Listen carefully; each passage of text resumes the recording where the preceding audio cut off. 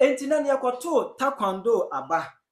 Or selection akwena a taekwondo election between NPP, Honorable Equia Free, and NDC, Honorable Erabna. Every round is a course between these two people. Now, so at the end of the day, we say Hawa Koomson was physically assaulted. In fact, she was brutalized. I don't know on an NPP deputy organizer, that is Chris Lloyd. Chris Lloyd was also assaulted.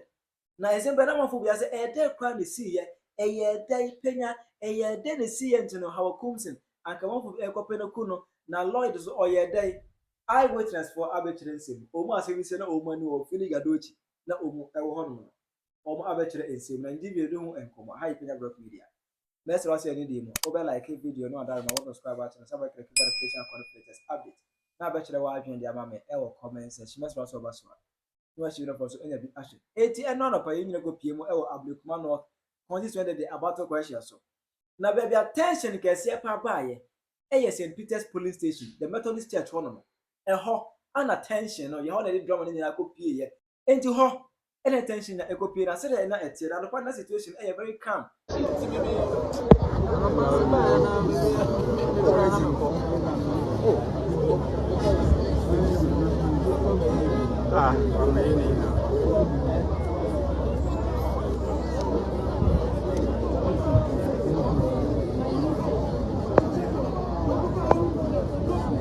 Let me be a from until Hawa Koomson about home. Hawa Koomson by Panase, according to her, no, na NDC for no edge Jessica, Emma voters, remember be 100 cities now. There's the Accra Mayor, no, Emma, Mamma 400 years, honor all your vote buying or to vote.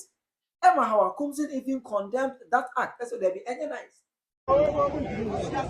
Honorable, what's your thoughts around the process so far? Alright, what's your thoughts around the process so far? I mean, the other places have been very peaceful. I don't know why here they want to do intimidation. The people are ready to come and vote for a PFA. You are intimidating them. You are sharing money and still intimidating. What's your problem? We saw somebody shout at you to leave the polling station. Is that why you are referring to as intimidation? The polling station belongs to him. To leave the fourth station. Why are they also here?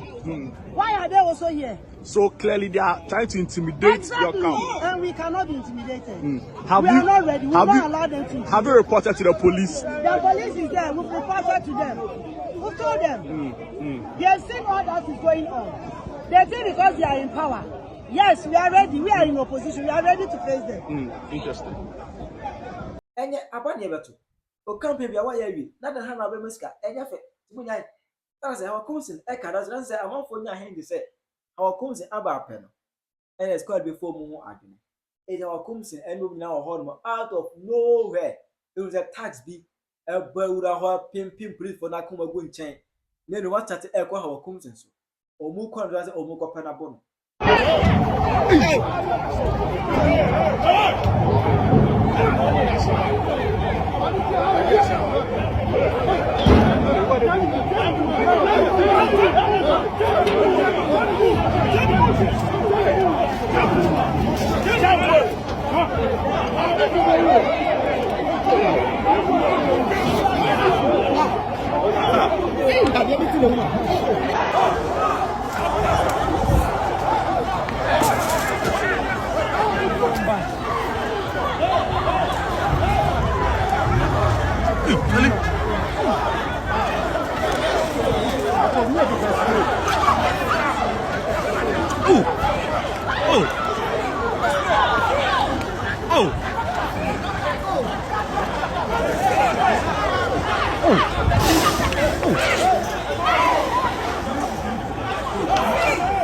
Why are they doing that? Yeah. The police is stopping the people. What is he doing there? The serious here is that they are oh man.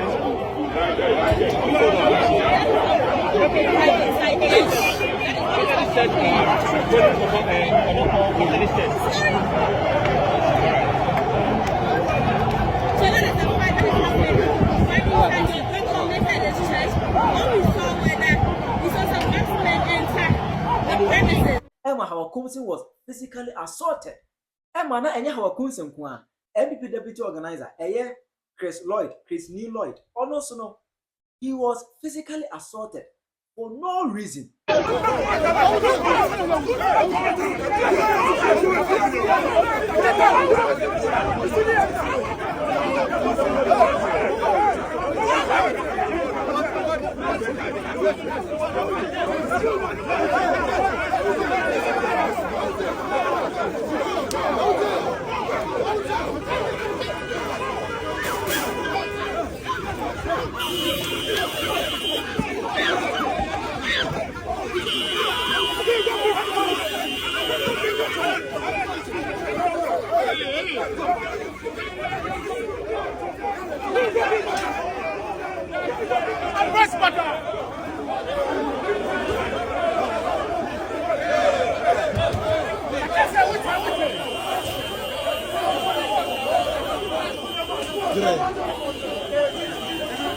For no reason, he was beaten mercilessly.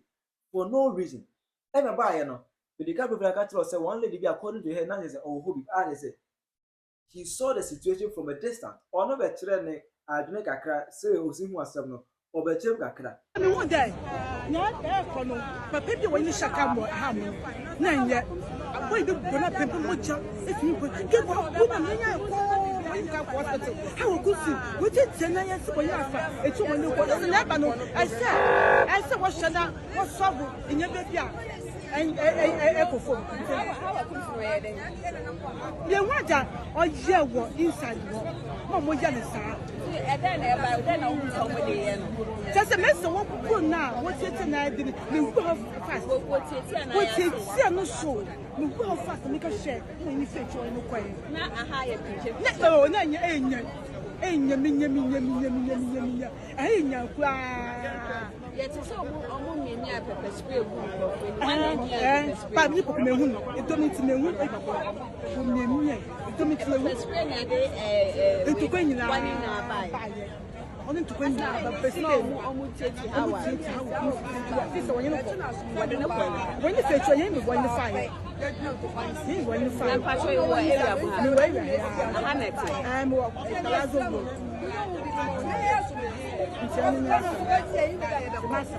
Once on one code, but the idea.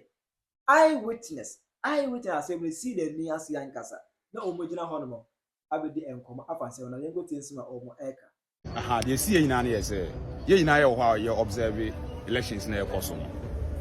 Nti ye ena MPP for a communicate about the friend of Miracle.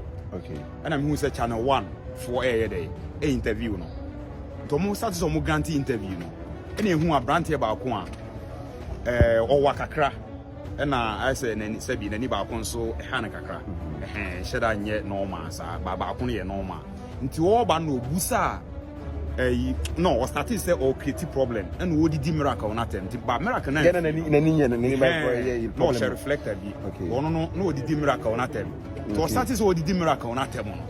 Oguso odi Miracle atem say we Jimmy for we Penyah sunyansa we Penyah sunyansa ento wo yes ade no ene nyina ka abrante na ye woden e na ebusa say na abrante na wodi na tem no wa ye woden na oso we Jimmy for afafo na frɛ obi say o meto aba na ya ye wo ho no ka say na wo ye fa obi fafo say beto aba say nkanya bone o enye ne bone so ahu nti ho no na boy ba kon so wo ye take tuntum kese pa ana no nsusu gina ana ni gina hono ni gina hono na so ye nyina ya ba na ye beto ye ti enya ntokwa boss wo ba problem bi ani ha nti misrew mamon fa problem ye bi anyere emba na say o call for calm but ono anka so onye security personnel but I like the way ana guy na kra na nti ehu ya ne say abrante na kasa ana ndo ko ye abrante na ni ba ko na minim so NDC ni dia abrante na ni ba ko problem yes na ni ba kasa okọ okay into okoye na anche less than 2 minutes in a say squad aba the squad by na brantie na all pattern say onko na hajo mo fa problem ba no on the first person e be che no on be attack no bo na suma no be ne share car to me ne share car no mu wie no ena omo yes omo movie na obi ka say Hawa Koomson way nipa ne ka say Hawa Koomson way na ena omo sa buy their numbers and on call a bim cry wall no. Was a one year short. The bim wall no and the bimusu a call main gate no. Police for no and to move through police for no. In fact, on one to me, police for me and protect prevent or Momo Dawson and on boo gate no. Make us a pia gate. I'm call 40 or more 40 Hawa Koomson. So Hawa Koomson me who say no more. But no any option be a dance over standing. And that's what now. I realize that no in a honor with a year like all mine in their own business. No pepper spray. We say no kutana gun. In fact, man who pepper spray be man who gun be what you say. But the who and say a head and you butu no. And the other tea and my gaba could cry TM can say, oh, our Ghana. So Hantina, I am mobile. Intiname Mira who send me Ghana ni honestly I didn't see or honor say a says CBM because me a law abiding citizen BBA police force me di omo ya because mo na mo make sure say mo be ma pepe yo the rest Hawa Koomson and the atem wanye bibia odu ono obetwa mu hu no in fact obetwa mu odu ono kana on police for no di nkomo na police for no medos sa to oba hokra bebe me fan say 30-45 minutes and sana dey we AC into owura mu ekọ ba bi omo to aba no ekọ da ko Newman ono no agent or da ko Newman so ne former colleague of parliament timi hu say omo di nkita ho ne ade enti enumu a ogina ha o di ni nkomo na on ba attack no enti dey me see me hu wo no sana brand yen so dey no kran so na that omu tietie obi from ono so hu no so na omu tietie obi from as abrante no of course eno so me hu ye ni na me ho eno so no abra na omu tietie no in fact na ono no ba na ono so ba be wuram but na minim ade o wura etin makwa akoye one abrante ba ko ne na enti omu oyeso omu wuram no ena obi pointing and say onini so I said I'm make a list I don't really know but that's what I saw say omuni that's what I heard omuni yes on was it onuni nti onuni no na omo rush no nti omo rush no in fact omo de no every police you know gate no say na gate bi wo police for na ye ma wo na omo de ne ba kwan no every kwan no ho no ba gate no so just about 10 meters and 10 meters impo kakra bi na omo twene de ba to omo twene ba o de nana nso bu aka say bu omo bu no butu no be ma tenten grant mi gina ho no na na bibia mi say ana brand yi me nko gina na me so mi na mi gina we wono mpo ne ye bu mi hu kwan a me fa so na etete me to mo bu na boys no bu no omo kra omo free different region in fact me mo de mi nim baby omo free but dem hu ya ne say bibi sa so no pata omo no muntie o pata omo no muntie we ye no hwie nyeye ama ye busa ne say na ade na wo bo ma me no ade na wo bo say yes me mo no of course o kan chi wan kan chi o kan say o kan o house am o ya house ni me te house o kan say so hu wo de ye de ho no betwe ne ho but what you say but at the end of the day na de na ekoso and yi so muntichi na mo tane say mite omo house kan frafra ni ade but the way no groups no o sha omo free akra na say omo free that consequence so ye mi hu ye no omo free constituency omo free Ablekuma no for omo to aba so no me nyine so omo to aba ho because timamufo so omo ni mo so what you say and yes so no ho no ye di agro wa ye wa ni di agro me so obi eni wa matwa like many a channel so that you get it and yeah no say na wo kan say yes ya TV say import omo from other regions so omo me say to trust na obi kra say omo list amount food dia ye mebo omo say onu ni there it means yes onu ni there omo ode omo sabe keke onu ni there nale na say onu you get it okay and you know kakra me hu ye no sure that's sure won ka senkodu o masumuntu da IGP we won ka senkodu o masumuntu da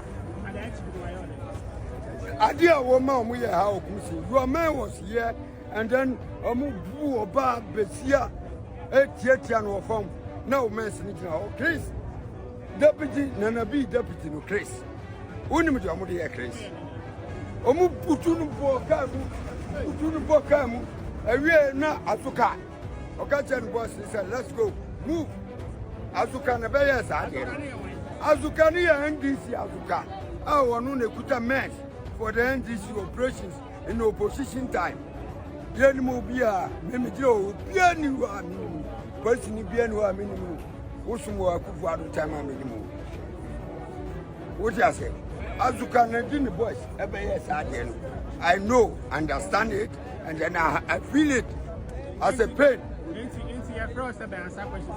Me never by answer. I know Azuka. He wear the fugu and there is a fair color TikTok.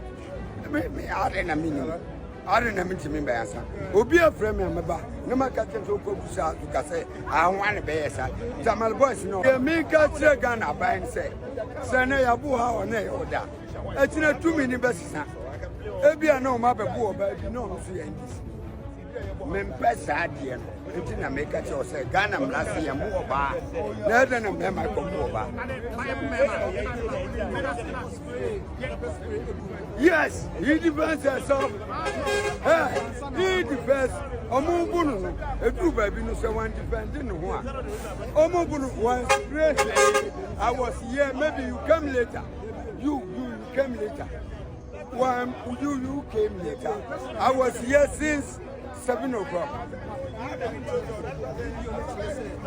Me, any video, me, I'm not talking about the video. But you people are editing. Because who Nipabia, Wasuma, Waba, and you editor, obey if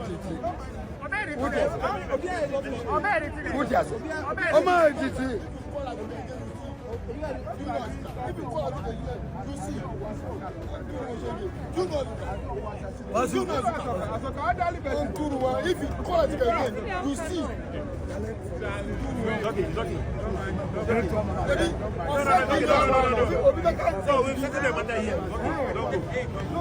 I'm not studying my you know me, I'm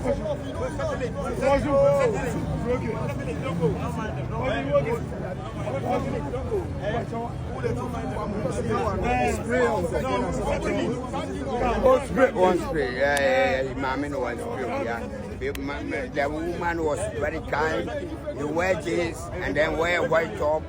When he came, he shouldn't. One yashi, so this was spray no more.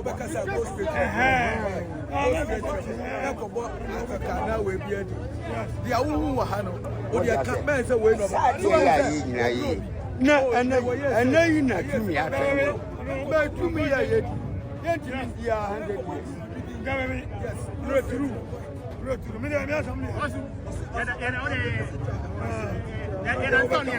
Yes. Oh, Miss Midamase, some farm I drink a crap. No, me, you ask, come here, Ghana. Miss me again, Ghana ever say I family, a baby in so I family. Media, me, I bet me, Tie, I bet me, a bench, Benumi, and Tiamba. Why yes, Jimino, Omu bisa agama and it's adding to know Hawa Koomson. I say me there as mama Samuel Bono. I don't yes, I'm mono. I want to say mono. I want to manage a humble mamma. Okay, I just Gani Bitan said, wouldn't say mamma, I will no if you grow back. I want to say, oh, what are you going to do? I say, oh, I'm saying, I'm going to say, I'm going to say,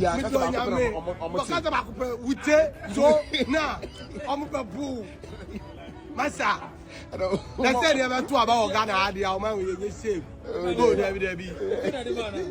Okay, Hawa Koomson. I say now you book. Omo bano. Omo plan omo be boom. Say omo hu na omo with them say ina say then action na no. To omo command ya. Ina no. Obi antika say bia o. There's a yanko. Ojina ho. Masa ina. Tazo. Chale. Say they have two about Ghana hapa dia. Omani the same. So according to Eyewitness, say NSC a whole more yes anka in the Pabonefo Ebeje Miss Hawa Koomson NPP. In fact, maybe Hawa Koomson is the other day and yet a proper Mamma Umabu Mamma Pa Umu Abuno Epra Naifa. This action in there. And yes, Ubeta Chiraji Amame. Our comment section. I hype in a